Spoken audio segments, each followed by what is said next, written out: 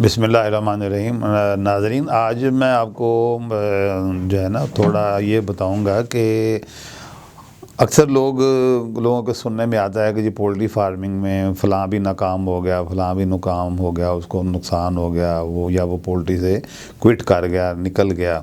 तो हर काम में जो होता है ना, हर वक्त अगर आप किसी भी बिज़नेस का, किसी भी इंडस्ट्री का अगर आप डिटेल स्टडी करें तो ये हर कारोबार में होता है। नए लोग आ रहे होते हैं, कई लोग एट द सेम टाइम बहुत अच्छा परफॉर्म कर रहे होते हैं, और कई जो होते हैं उसी वक्त अंडर द सेम कंडीशन जो है ना नुकसान कर रहे होते हैं और वो परेशान बैठे होते हैं। तो ज़ाहिर है कि देखें, हर काम में कामयाबी और नाकामी दोनों की वजूहात होती हैं।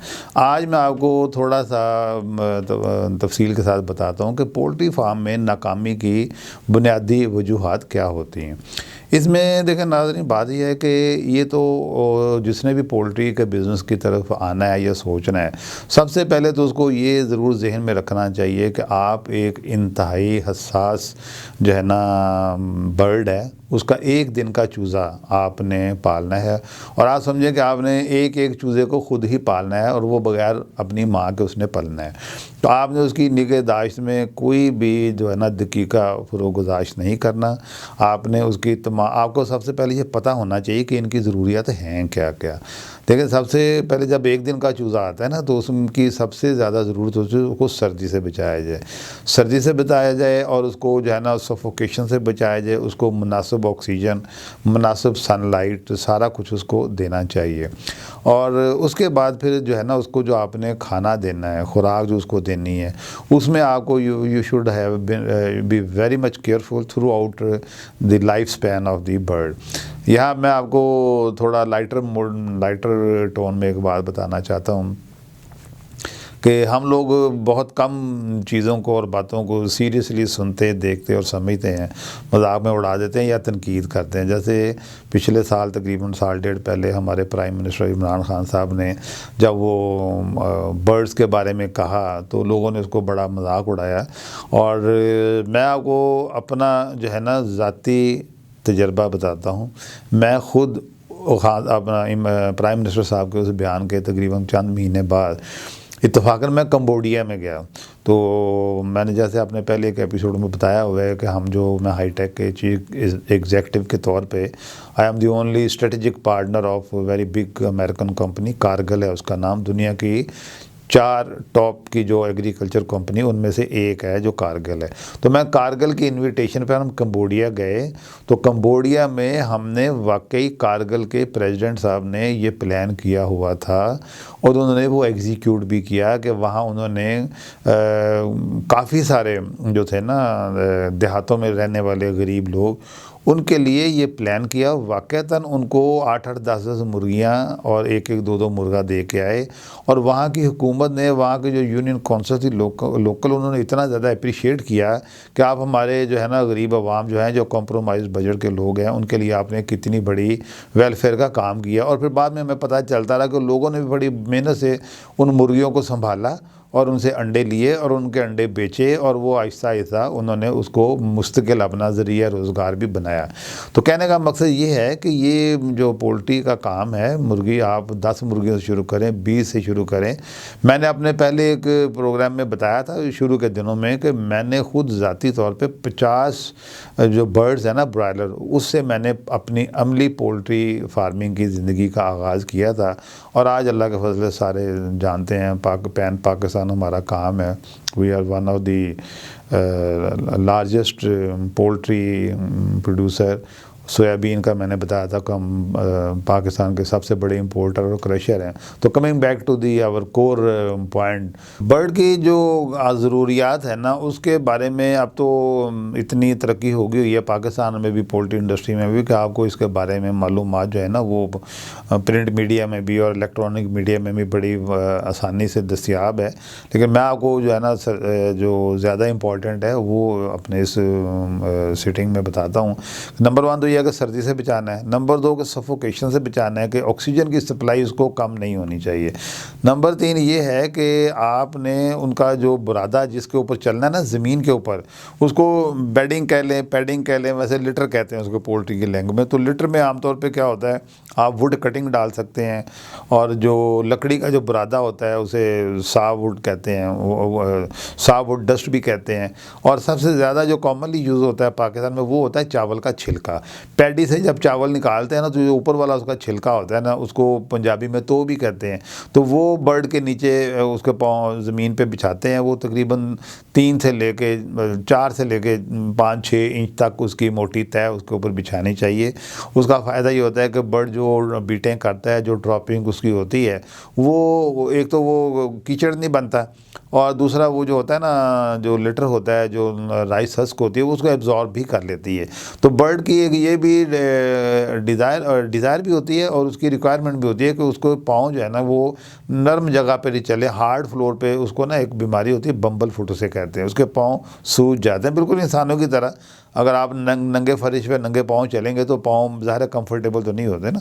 और अगली जो वजह, नेक्स्ट जो वजह है इसमें लोग क्यों नाकाम होते हैं, वो ये है कि आपने जब ये जगह चुननी है ना कि बर्ड को कहाँ रखना है, उसमें आपने सनलाइट की अवेलेबिलिटी का भी ख्याल रखना है, क्योंकि जो सनलाइट है ना, ये बेस्ट एंटी बैक्टीरियल इटसेल्फ है।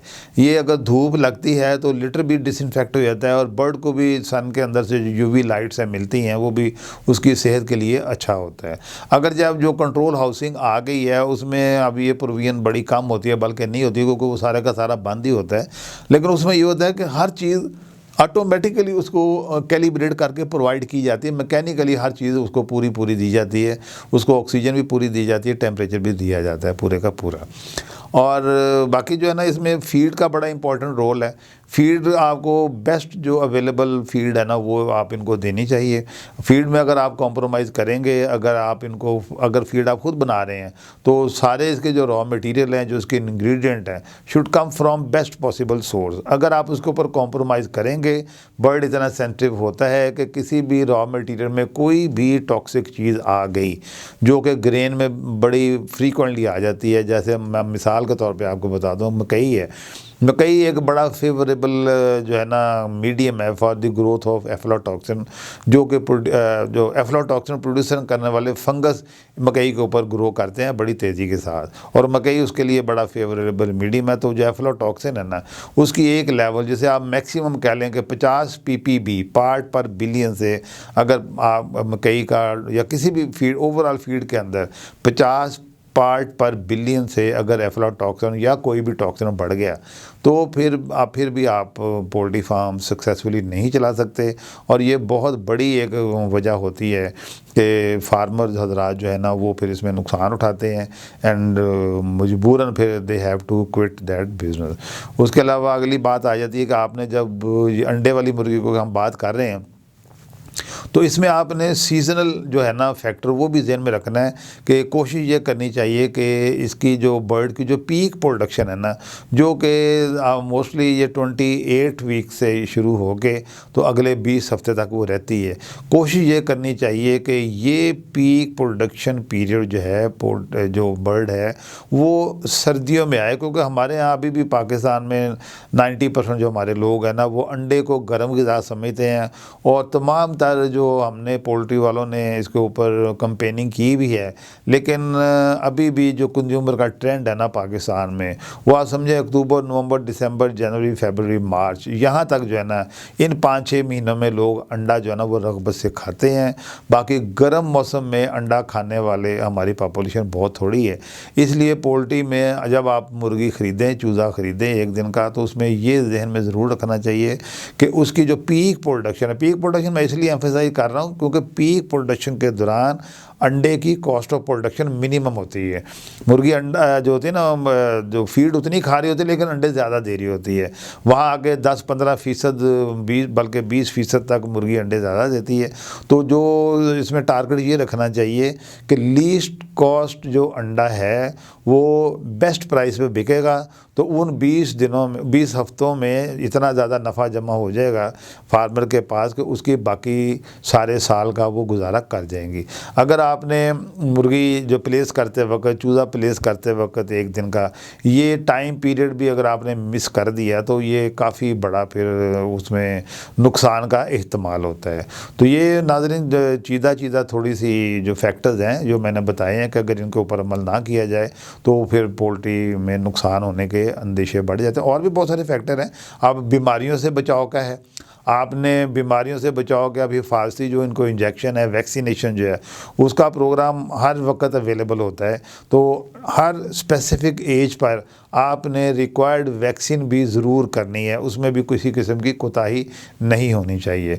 और दूसरा, ये जो अंडों वाली मुर्गी में ख़ास तौर पे होता है कि इनके पेट में कीड़े पड़ जाते हैं, जैसे पंजाबी में मलप कहते हैं। वो 2 किस्म के होते हैं, राउंड वर्म होते हैं और टेप वर्म होते हैं।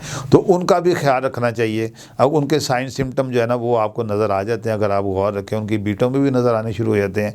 और आमतौर पे क्या होता है कि जब ये जो वर्म्स होते हैं ना, ये जब पेट में ग्रो करते हैं, अंतड़ियों में ग्रो करते हैं, उसका एक ना बड़ा जो लेमैन उसके जो आता है ना निशानी, जो ऑब्जर्वेशन आती है वो ये आती है कि जो ब्राइट रेड, रोज़ रेड कोम जो होती है ना मुर्गी की, वो डल होना शुरू हो जाती है। पहले वो डल रेड होती है और उसके बाद वो बिल्कुल पेल हो जाती है, जैसे अनीमिक कहते हैं। वो अनीमिक एक्चुअली इसलिए होते हैं कि वो जो पैरासाइट, जो कीड़े उसकी अंतड़ियों में ग्रो करते हैं, उसका खून पीना शुरू कर देते हैं। उसकी सारी ग़िज़ाई जो मुर्गी को आप खुराक की शक्ल में देते हैं, वो बजाय मुर्गी के अंतड़ियों में जाकर आगे उसके खून में जज़ब होकर और उसके रिप्रोडक्टिव ट्रैक्ट को सपोर्ट करने की बजाय वो उसके सारे न्यूट्रिएंट वो कीड़े खा जाते हैं। तो वो कीड़े बड़े हो जाते हैं और मुर्गी कमज़ोर हो जाती है। तो ये भी पोल्ट्री में, लेयर फार्मिंग में नुकसान का और पोल्ट्री फार्म के बंद होने का बहुत बड़ी ये है कि आपने उसके सारे हिफ़्ज़ाने सेहत के असूलों पर अमल करना है, जिसमें मुर्गी को इन कीड़ों से भी महफूज रखना है।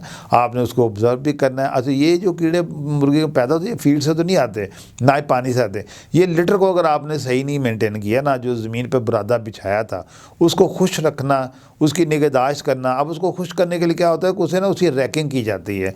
आमतौर पे जैसे बेलचा होता है ना, अगर बड़ा हाउस है तो बेलचे से भी करते हैं, बिल्कुल जैसे बेलचे के को जो होता है ना, जिस तरह हल चलाते हैं खेतों में, उस तरह होता है कि बेलचे के जो ब्लेड के करीब एक रस्सी बांध दी जाती है। तो एक जो वर्कर होता है या एक आदमी वो बेलचे के हैंडल से उसको पकड़ता है और दूसरा जो आगे लग के बैल की जगह पे एक बंदा लग के उसको खींचता है। तो उसकी ना बिल्कुल जैसे हल चलाते हैं ना खेतों में, उस तरह जो ज़मीन पे मुर्गी आपने रखी, ये उसकी एक्सरसाइज मैं बता रहा हूँ। और जो आपने बैटरी केजेस में भी या केजेस में भी लेके जानी, उसने भी पहले जब 16-17 हफ्ते तक रीयरिंग के दौरान तो उसने ज़मीन पे ही होना है ना। तो ये ज़मीन वाले जो बरादा है उसकी मेंटेनेंस करना भी बहुत ज़रूरी है, वरना फिर उसमें अमोनिया गैस बनती है, उससे फिर इनको इसको नमूनिया हो जाता है, बर्ड को सांस की बीमारियाँ हो जाती हैं। फिर बहुत एक ये याद रखिए कि जब एक बीमारी बर्ड को होती है ना, तो वो उसके बाकी भी और बहुत सारी बीमारियों के ख़िलाफ़ उसकी जो इम्यूनिटी है ना वो ब्रेक कर देती है। तो फिर एक दफ़ा बीमार होने के बाद जो बर्ड होता है ना, वो किसी भी दूसरी बीमारियों का शिकार हो जाता है। ये बहुत बड़ी वजह है जिससे पोल्ट्री फार्मिंग जो होती है ना वो फ्लॉप हो जाती है, नाकाम हो जाती है और फार्मर को नुकसान होता है। तो ये चीज़ा जो थे अवामल, ये मैंने आपको बताए हैं कि जिनके ऊपर अगर अमल ना किया जाए तो पोल्ट्री फार्मिंग में नुकसान हो जाता है। और अगर इन बातों का ख्याल रखा जाए तो ना तो नुकसान की बजाय फिर आपको बहुत मुनासिब और अच्छा नफ़ा भी होता है। और ज़ाहिर है कि नफ़ा हो रहा है तो इंडस्ट्री ग्रो कर रही है ना। पिछले 35-40 साल से देखें तो तमाम तरह रुकावटों और ख़राबियों के बावजूद पोल्ट्री खासी ग्रो की है और इंशाल्लाह मेरा ख्याल है कि आइंदा भी ग्रो करती रहेगी। Thank you very much.